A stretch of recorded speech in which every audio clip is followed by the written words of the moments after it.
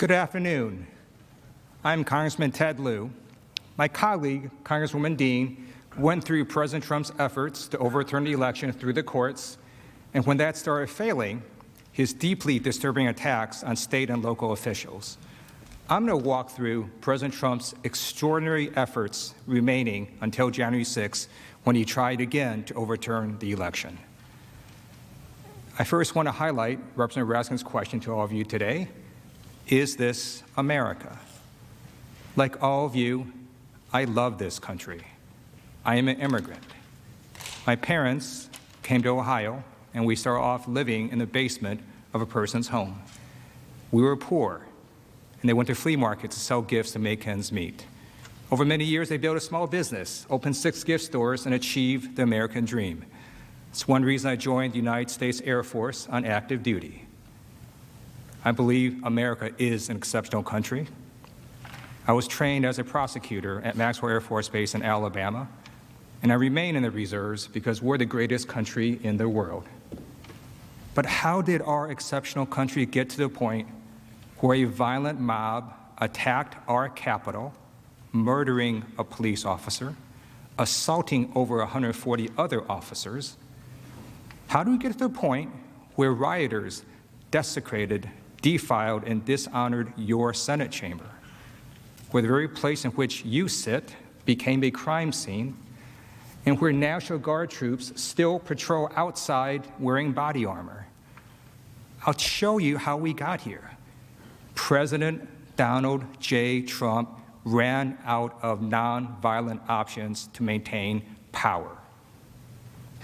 After his efforts in the courts and threatening officials failed, he turned to privately and publicly attacking members of his own party in the House and in the Senate. He would publicly bait senators, naming them in social media. For example, on December 18th, President Trump named at Senate Majority Leader and Republican senators, telling them they have to get tougher or they won't have a Republican Party anymore. We won the presidential election by a lot. Fight for it. Don't let them take it away. President Trump was suggesting to members of this Senate that if they didn't help him try to overturn the election, there would be consequences. On December 24th, President Trump wrote, "I saved at least 8 Republican senators, including Mitch, from losing in the last rigged for-president election. Now they almost all sit back and watch me fight against a crooked and vicious foe, the radical left Democrats. I will," and in all capital letters he wrote, "never forget!" exclamation point.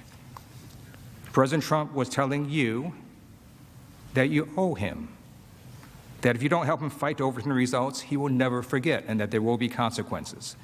These are threats, just like the threats he made to state and local officials. And it continued. On December 29th, President Trump tweeted, "Can you imagine if the Republicans stole a presidential election from the Democrats? All hell would break out. Republican leadership only wants the path of least resistance. Our leaders, not me, of course, are pathetic. They only know how to lose. P.S. I got many senators and congressmen and congresswomen elected. I do believe they forgot." President Trump targeted senators and members of Congress on social media, calling them pathetic for letting the election get, quote, "stolen from them."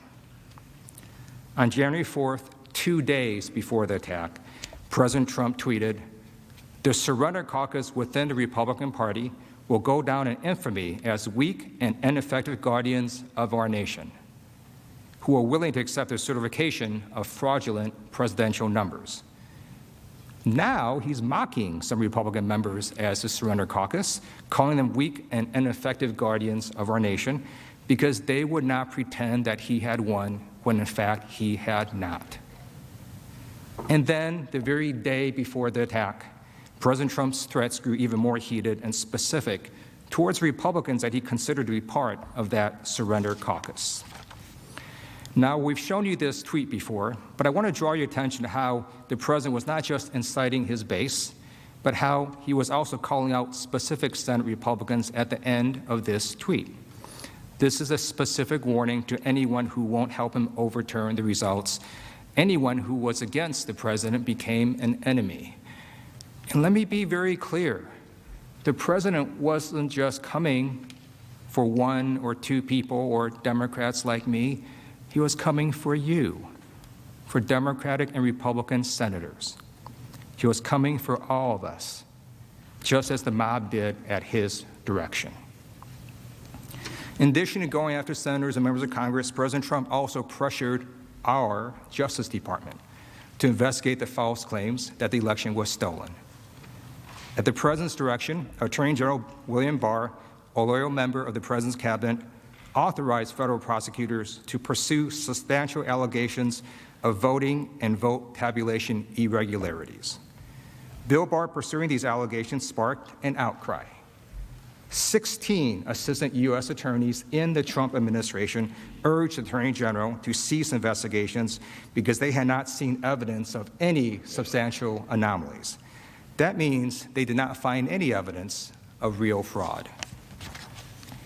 Attorney General Barr pursued the investigations anyways, and after his investigation, this is what he found, quote, "We have not seen fraud on a scale that could have affected a different outcome in the election." 2 weeks later, on December 14th, the electors voted to give Joe Biden 306 electoral votes and ensured his victory. The following day, Bill Barr resigned. Attorney General Barr had loyally served President Trump. He had never publicly come out against the president, but for Bill Barr, making up election fraud claims and saying the election was stolen was a bridge too far. Bill Barr made clear that attempting to overturn election results crossed a line. According to a news report, Bill Barr, the highest law enforcement official in the land, told President Donald Trump to his face that his theories of election fraud were, quote, bullshit, unquote. When Bill Barr resigned, his former deputy, Jeff Rosen, took his place. President Trump initially tweeted about Mr. Rosen that he was an outstanding person when he announced that he would become acting Attorney General.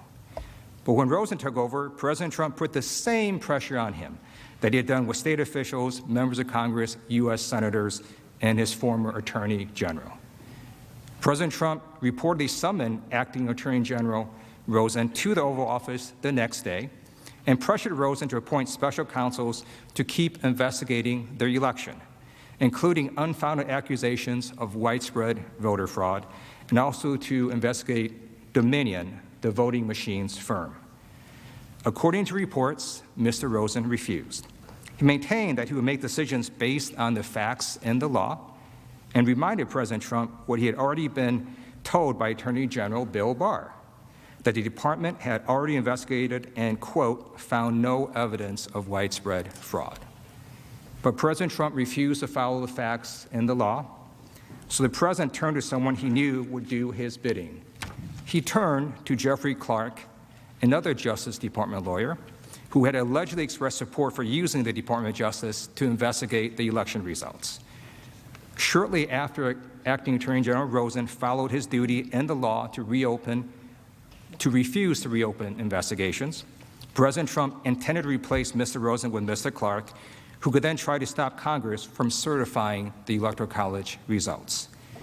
According to reports, White House counsel Pat Cipollone advised President Trump not to fire acting Attorney General Rosen. Department officials had also threatened to resign en masse if he had fired Rosen.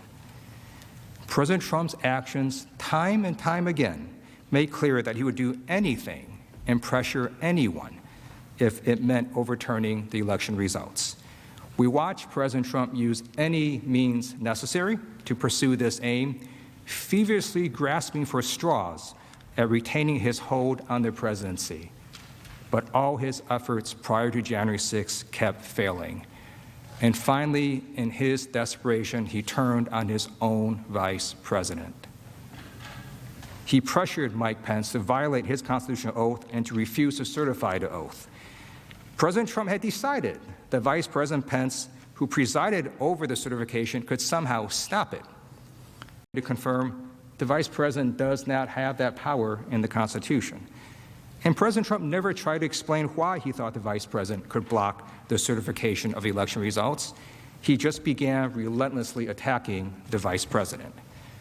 Publicly, President Trump attacked Pence on social media and at rallies, getting his supporters to believe that Mike Pence could stop this certification on January 6th.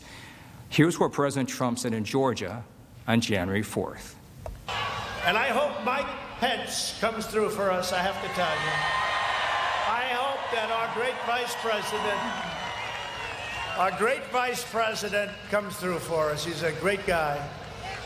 Of course, if he doesn't come through, I won't like him quite as much. Behind closed doors, President Trump applied significant pressure to his second-in-command. Multiple reports confirmed that President Trump used his personal attorneys and other officials to pressure the vice president. Trump reportedly told almost anyone who called him to also call the vice president. According to reports, when Mike Pence was in the Oval Office, President Trump would call people to try to get them to convince the vice president to help him. And President Trump kept repeating the myth that Pence could stop the certification to his base to anger them, hoping to intimidate Mike Pence. On the morning of the rally on January 6th, President Trump tweeted, "All Mike Pence has to do is send them back to the states," and in all caps he wrote, "and we win. Do it, Mike. This is a time for extreme courage." President Trump later went on to attack Pence nearly a dozen times in his speech at the Save America March. Privately, in person, before Pence headed to oversee the joint session on January 6th, President Trump again threatened Pence. "You can either go down in history as a patriot," Mr. Trump told him, according to two people briefed on the conversation, "or you can go down in history as a pussy." As a veteran, I find it deeply dishonorable that our former president and commander-in-chief equated patriotism with violating the Constitution and overturning the election. You will see and hear the consequences of President Trump's repeated attacks on the vice president, the chance of traitor, and the chance of hanging Mike Pence. Thankfully, Vice President Pence stood his ground like our other brave officials stood their ground. He refused the president and fulfilled his duty on January 6th, even after the Capitol was attacked, even after he was personally targeted, even after his family was targeted.